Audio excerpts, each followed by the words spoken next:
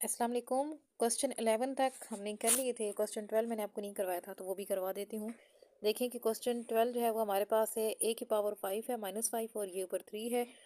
फिर ए भी है और उसकी पावर जो है ना वो 15 है। नीचे ए की पावर -1 है और फिर आगे बी की पावर 2 है। अब हम क्या करेंगे कि सिंपल मल्टीप्लाई करेंगे। तो अब इन दोनों पावर्स को मल्टीप्लाई करेंगे तो हमारे पास -15 आ जाएगा। फिर हम ए बी ए जो है ना इसकी पावर अलग से लिख लेंगे, ये A15, और इसी तरह से बी की पावर भी अलग हम लिख लेंगे B15। और नीचे जो है पावर्स है ना वो हमारे पास ए की -1 और 2 ये एज इट यहाँ पे रहेंगी। अब देखें कि एक माइनस का 15 था, एक प्लस का था, दोनों के दोनों ये आपस में कट गए। अब B15 रह गया है, A-1 रह गया है और बी का स्केयर रह गया। तो अब हम ऐसे करेंगे कि इन दोनों को उठा के लाइन के ऊपर ले जाएंगे। जब मैं इनको लाइन के ऊपर लेके जाऊंगी तो फिर क्या होगा कि ये सारे ना इस फॉर्म में आ जाएंगे। ये B15 ये तो इतना है, लेकिन ये नेगेटिव है ना। ठीक है, तो ये यहाँ पे प्लस में आ जाएगा। ये भी ये प्लस में है तो ये यहाँ पे नेगेटिव में आ जाएगा। ए तो एज इट आ गया। अब देखें कि दो जो है ना वो नेगेटिव है, मतलब 2 के साथ माइनस आ गया और 15 के साथ प्लस है। ठीक है, तो ये प्लस का हो गया और ये इस तरह से। तो इसका आंसर हमारे पास आ जाएगा ओवरऑल 13।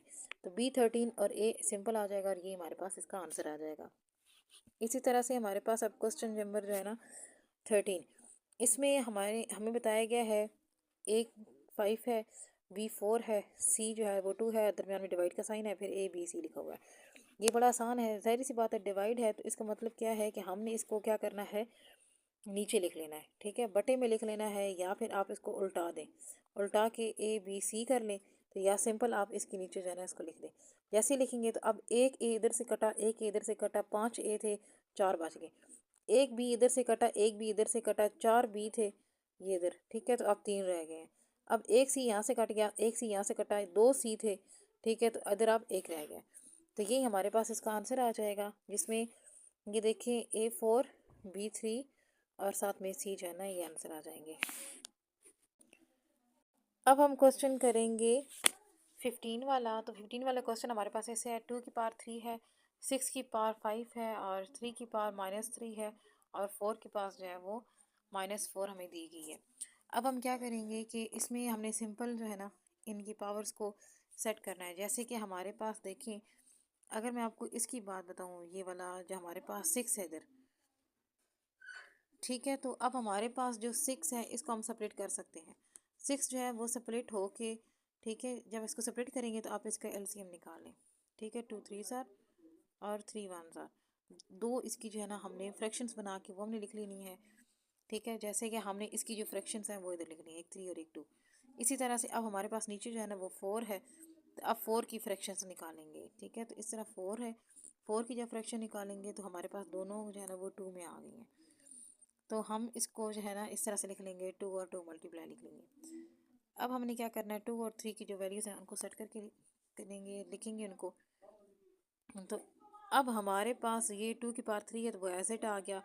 अब देखिए ये 3 और 2 इन दोनों की पावर 5 है, इन दोनों को अलग अलग लिख लेंगे। अब नीचे वाला -3 इसको एज इट लिखेंगे। अब 2 की पावर भी -4 है और 2 की पावर फिर -4 है, तो ये भी हमने एज इट लिख लिया है। अब हम क्या करेंगे, इन सब वैल्यूज़ को उठा के ऊपर ले जाएंगे, 2 को इकट्ठा कर देंगे और 3 को इकट्ठा कर देंगे। अब 2 की जो वैल्यूज़ हैं, एक हमारे पास ये वाली है, एक ये वाली है और एक हमारे पास ये वाली है और एक ये वाली। इन चारों को हमने लिख लिया है। अब देखें ये जो माइनस वाली थी ना, जब ऊपर गई है तो ये +4 आ गया। इनको जब प्लस करेंगे तो हमारे पास आ जाएगा 216, इतनी पावर आ जाएगी। और इसी तरह से अब हम 3 वाली, एक 3 वाली ये है और इसको भी उठा के ऊपर ले जाएंगे तो प्लस में चली जाएगी और 3 की पावर जो है ना वो हमारे पास 8 आ जाएगी और 2 की पावर जो है वो 16 आ जाएगी।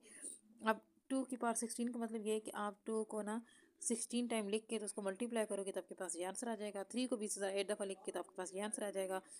अब दरमियान में कोई अलामत नहीं है, तो इट्स मीन कि आपने इनको क्या करना है, मल्टीप्लाई करना है। तो मल्टीप्लाई जब इन दोनों को करेंगे तो हमारे पास ये इतना बड़ा आंसर इसका आ जाएगा।